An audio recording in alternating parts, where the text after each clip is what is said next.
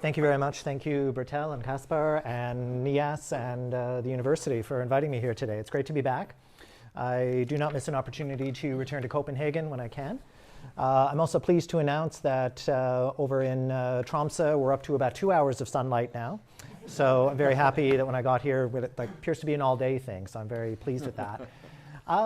Okay, so what I'd like to do is talk a little bit about what is happening in the Arctic in regards to great power interactions, and one could even say games.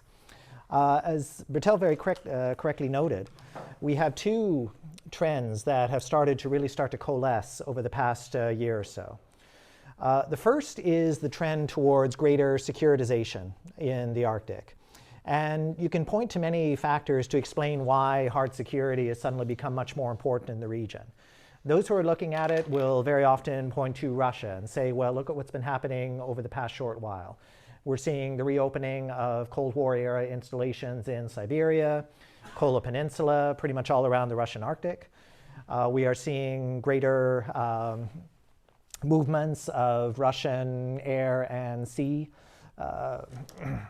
basically forces that are starting to make their presence much more well known in the Arctic Ocean.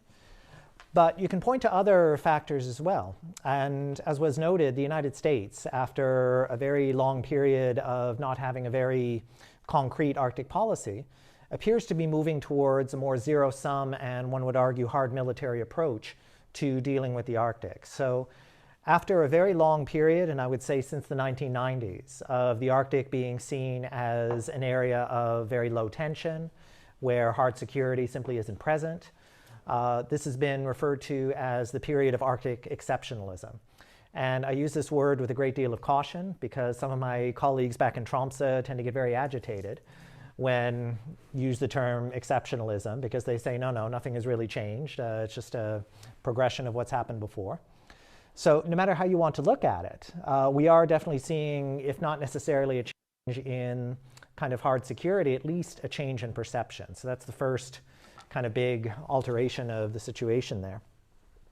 The second, and this is what I'm looking at with my own research, is that we're starting to see a very serious blurring of the line between Arctic and non-Arctic states.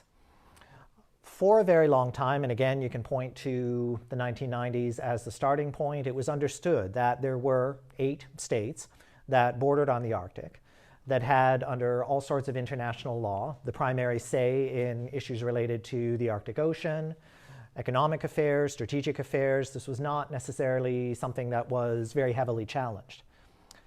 Look at what's happened since then, though. We now have many Arctic states. Not just China, but I would add to the list Germany, Japan, South Korea, France, and the UK. All of these countries have very recently put out policy papers or statements which can be seen as kind of moving beyond what would be considered to be non-Arctic state behavior. They're talking about security. They're talking about economic opportunity. So even though China is getting most of the attention as a so-called near-Arctic state that wants to challenge the status quo, China is the largest of these states, but by far it is not the only one. So what I'd like to do with this presentation is to look, first of all, at China's recent moves in the region and what they mean for the Arctic states. And then I want to discuss the responses that we've seen very recently from the US. And how this kind of dynamic between the two great powers might begin to play out in the region. So what does China want in the Arctic? Well, that is the big question here. And this is something which I've been looking at now for quite a few years.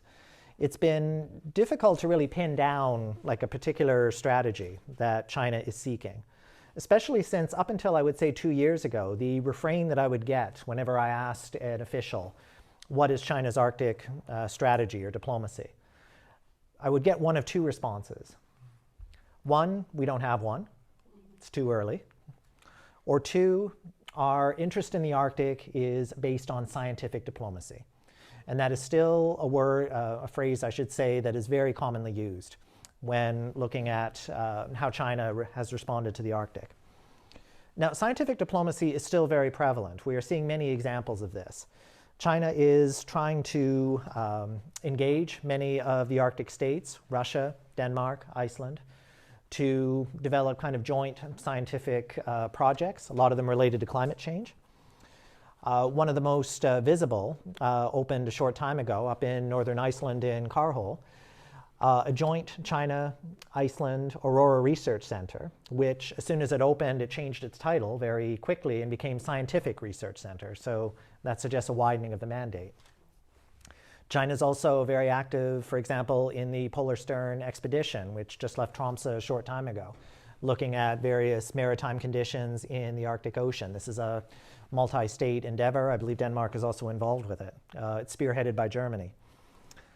You're seeing some movement, although not very quick, towards the possibility of a Chinese scientific research station in Greenland.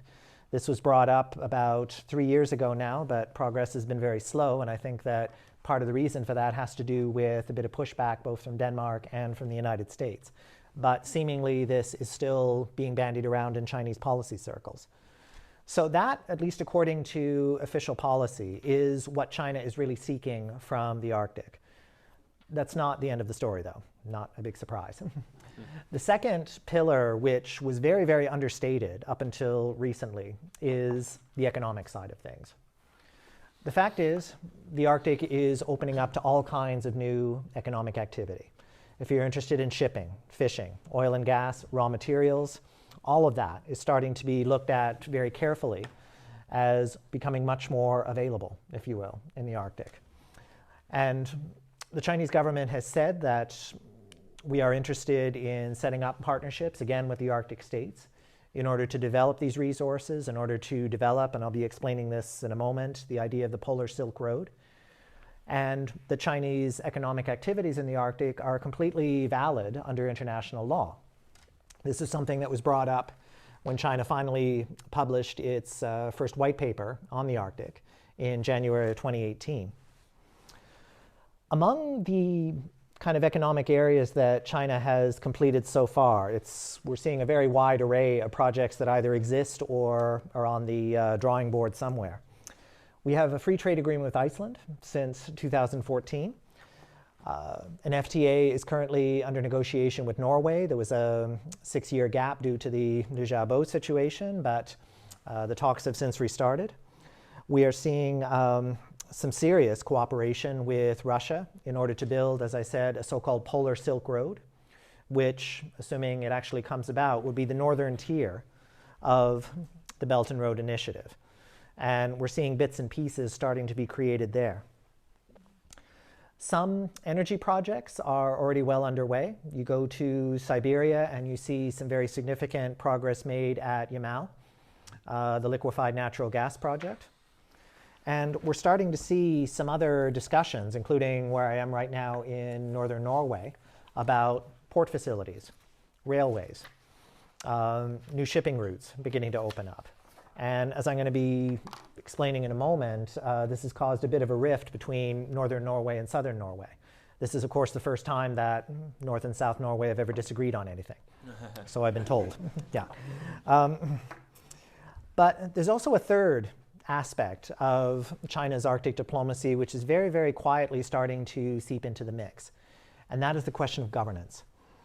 Now, this is something which, looking at it, is quite complicated because we're seeing kind of two sides to the story about where China sits in the area of Arctic governance. In the white paper, the one from 2018, it is very specifically stated that no non-Arctic state has any right to claim Arctic territory. And Beijing has made it very clear that it has no intention of challenging the Arctic Council, the Law of the Sea, the Polar Code, that it wants to conduct its activities in accordance with international law. And that's all very well and good, and some of my colleagues up north have said, well, that's the end of that story. But where the situation gets a bit blurry is the question of what is happening next. What about norms? What about new areas of governance? What about security?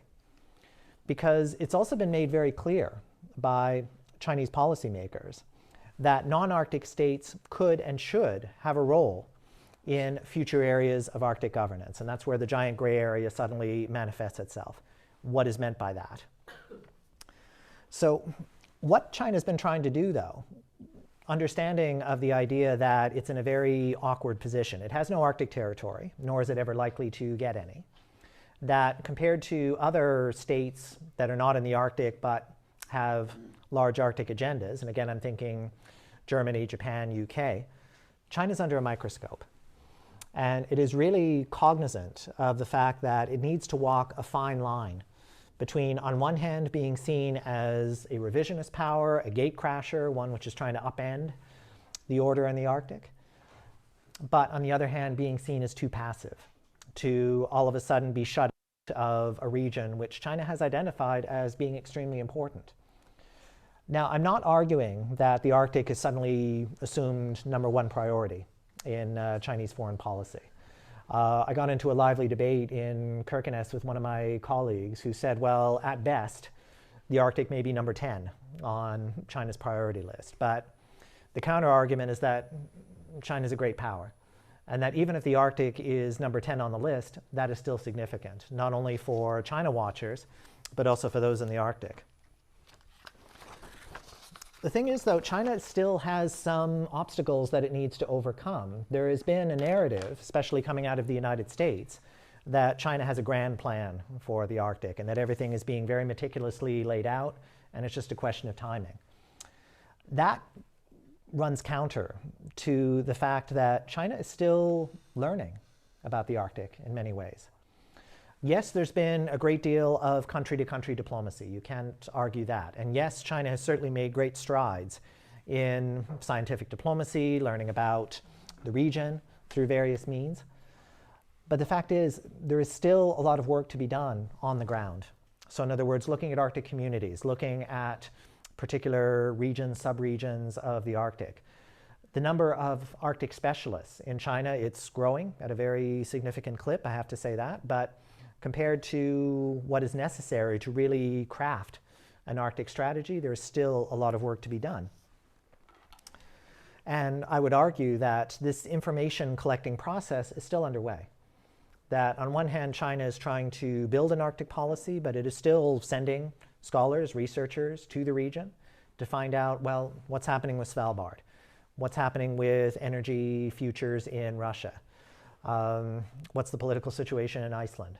All of that really cannot be bought. It requires time and people with notebooks.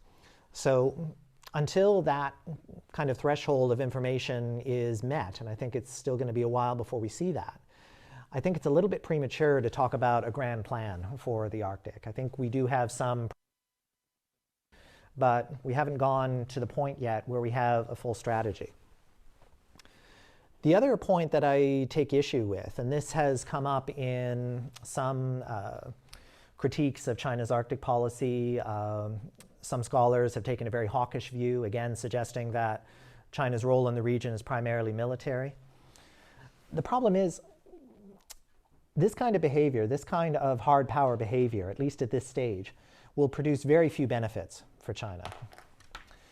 Much of China's Arctic policy is dependent on the goodwill of the 8 Arctic states, and that goes double for Russia.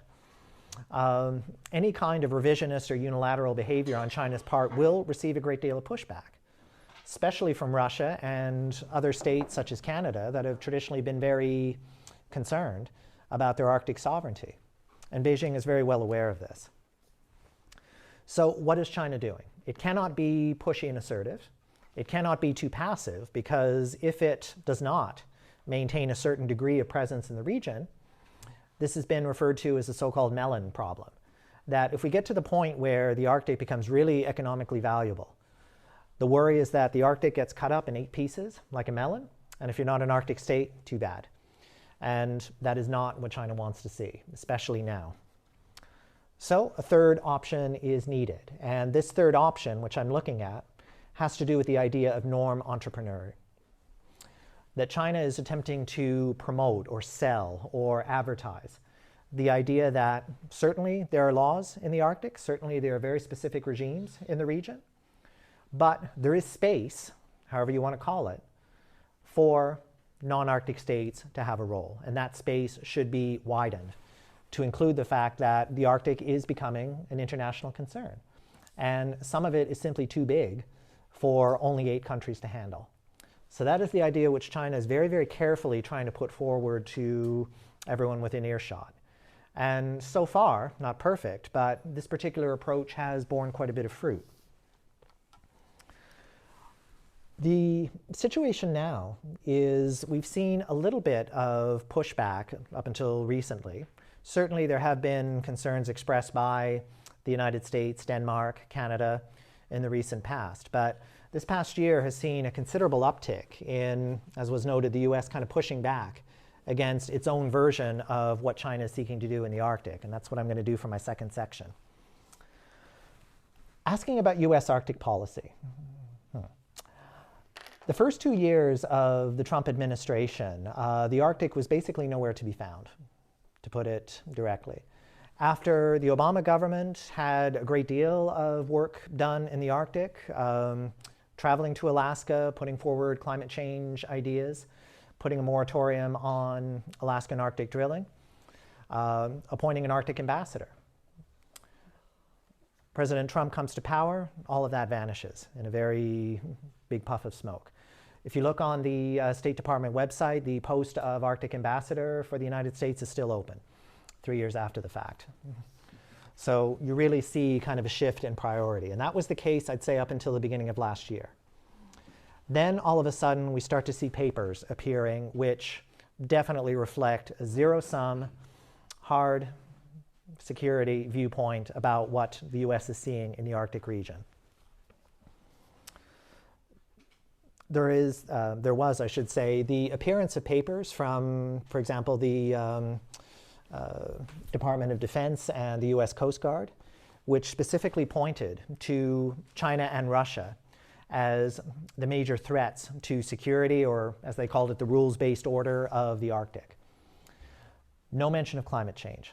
And that is very interesting, because that suggests to me that one of the reasons why the US is bringing up the idea of Russia and China is to essentially shove aside climate change. That is not the big security issue there. It is actually these two countries that are quote-unquote breaking the rules. So how that has played out has been very interesting.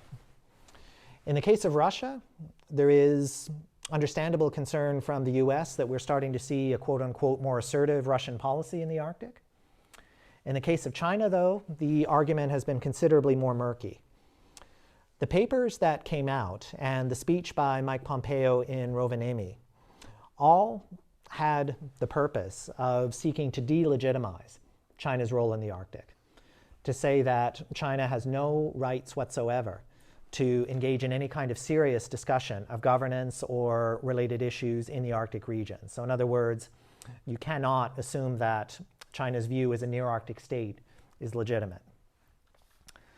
There was also, and I find this very interesting, an attempt to create a connection between the South China Sea and the Arctic, saying that China is misbehaving here, ergo it must be misbehaving here. So if P, then Q, if not P, then not Q. Making a very, very, in my view, weak attempt to basically say that this is the pattern that we're seeing. I mean, they're both bodies of water, but beyond that, we're dealing with completely different legal and political circumstances here. So far, the US reaction to what has been happening, as well as its Arctic policy as a whole, has been primarily reactive. So in other words, it's basically responding to what it sees as various events. We're still waiting in many cases to see, okay, well, what is the US putting forward as an alternative, as a viable alternative, other than saying we don't want this and we don't want that. Now, where the speech by Mike Pompeo was interesting, I mean, it was interesting in a variety of ways, but in addition to the factual errors, but the one quote that really kind of stuck out as someone who's looking at Arctic foreign policy, he said very specifically, there are Arctic states and there are non-Arctic states, and no third category exists. First of all, this viewpoint really strikes me as a day late and a dollar short, because we're already seeing considerable amount of activity not only by China, but by other non-Arctic states in the region. The second point is that even though that quote was obviously leveled against Beijing, there are 13 observers now in the Arctic Council who are non-Arctic states. Is he saying that none of them have any right to any kind of activity or discussion about governance? I do not see that going down well in Japan or Germany. The number is likely to go up. Estonia has already made it clear that it wants to become an observer during the next round. So how do you reconcile the fact that, well, other countries are starting to develop Arctic interests? How do you balance that? And again, the speech completely waved aside climate change and said it is Russia and it is China that are the big threats. Needless to say, it did not go down well at that particular gathering. I was not there. I have colleagues in the Finnish government who were very direct about the speech. I'll spare you the details. And certainly this caused a lot of concern that the US was trying to push the Arctic Council in directions which they simply were not ready to go. This also really, the speech, I should say, really represented a misunderstanding of what China has been seeking to do in the Arctic. That it really reflects the fact that China does want to increase its role, that it certainly wants to develop bilateral and potentially multilateral diplomacy in the region. But the fact is, China's behavior so far has been much more reflective of balance of power behavior. To say that we're not trying to overturn anything in the region, we simply want to balance the other major players. We want a role, we feel that we have a role, and that we do not accept the fact that just because we don't have an Arctic border, we have nothing to say about the region. Now, since that speech, and we saw this at the Arctic Circle Forum in Shanghai, China and Russia have started to increase their Arctic cooperation. There's been a lot of discussion now about taking the Polar Silk Road as an abstract concept and deepening it, creating new think tanks, creating new research initiatives, talking about maritime security, search and rescue, scientific development. So there's been a lot of interesting talk about potentially taking the Polar Silk Road and turning it into something that could be a new type of regime. Now, we're a long way from that. But the concern that I have is that if the United States continues to try to push China out of the region, China will simply root around it. And they may feel that, well, we have no choice but to basically go our own way with our Arctic diplomacy, with Russia in tow, very potentially. Now, there have been some concerns about whether a lot of this is also suggesting some kind of military aspect. We are seeing some signs of that. There was cooperation, for example, between Russia and China, the Vostok 2018 military maneuvers. But again, we are not seeing a situation whereby massive amounts of PLA hardware can appear in the Arctic and bring any benefits to Beijing. It's simply not there. Now, one area where I think we're going to be starting to see an interesting collision of US versus Chinese views about Arctic diplomacy is, big surprise, Greenland. Now, we all had a good laugh, I know I did, when the United States put forward its idea to purchase Greenland. Probably don't need to go into that into heavy detail. But I do not see this as the end of the story in terms of US views on the country. First of all, there's a lot of missing information looking at, okay, what is China doing in Greenland? Right now, 2 Chinese firms are partners with 2 Australian firms in 2 mining projects in Greenland, neither of which are operational, and likely for quite some time. One is the Kjaneveld project in the south. That's the uranium, rare earth, and zinc project. The other one is way in the north, Citronen Fjord. That's the zinc project. There was an attempt by a Chinese firm to be one of 6 companies which bid on the refurbishment of Greenland airports. That was obviously interdicted by the Danish government with a great deal of pressure from behind by the United States. There was also a story which came out a few years ago. A Danish naval facility at Grønnedal was attempted to be purchased by a Hong Kong firm that was also blocked by Denmark with US support. That is pretty much the sum total of China's economic footprint in Greenland, very tiny compared to what we see with Denmark. There are certainly some possibilities. I think China has made it very clear that it's simply not going to abandon Greenland. There's some talk. 2 Chinese energy firms have already expressed their interest in bidding for oil and gas blocks over the next year. How that's going to work out, I'm not sure. The United States, meanwhile, has responded by, first of all, it's about to reopen a representative office in Nuuk. There was a memorandum of understanding that was signed about a year ago, which will allow for greater US and Greenland cooperation looking for more rare earth deposits.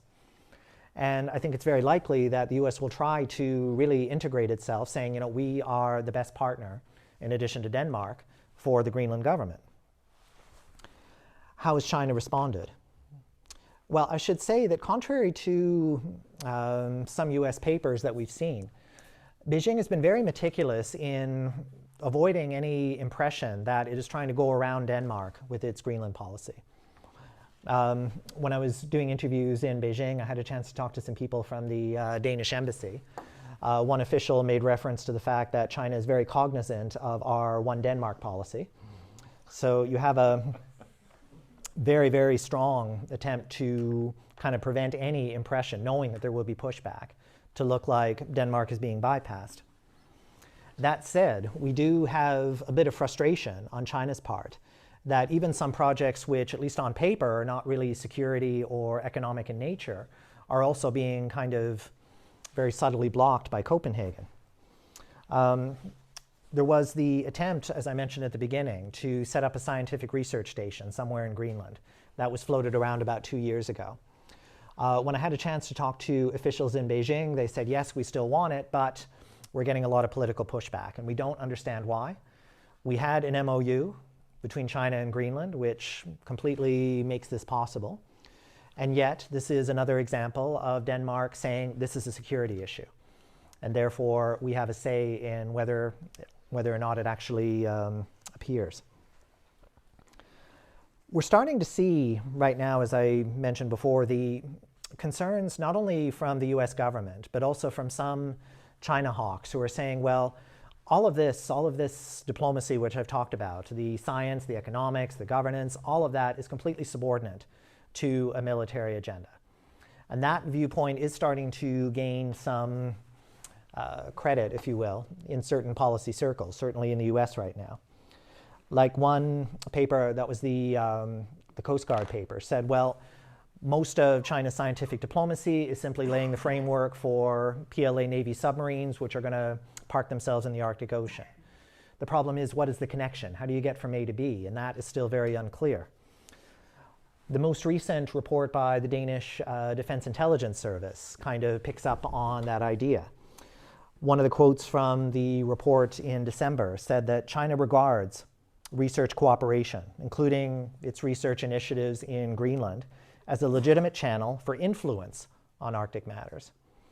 So all of this, I think, is part of the so-called Trojan horse school of Chinese Arctic diplomacy, that everything we're seeing here is basically a front for a gathering of military sources.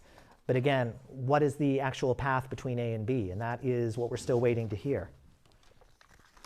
So what is happening in the future then, just to conclude? The United States is calling for a delegitimization of China as an Arctic player, to say China simply doesn't belong in the Arctic discourse. That is starting to, well, we are starting to see responses from China in the sense that we're starting to see different ideas and bilateral initiatives begin to appear. We're seeing closer economic cooperation between China and Iceland. There were plans next month for direct flights for tourists between Shanghai and Reykjavik. Those have been postponed for understandable reasons. The ongoing interest in northern Norway and northern Finland for an Arctic railway. And I can say, living in Tromsø, I'll be very happy when we finally get our train, because these flights can be a little annoying at times. There's also discussion in Estonia about Chinese backing for a tunnel spanning the 80-kilometer distance between Helsinki and Tallinn. And there's also been interest in Huawei. I mean, that's a whole other presentation right there. But one thing that came up recently is that Huawei is interested in partnering with local Canadian firms to deliver 5G to the Canadian Arctic.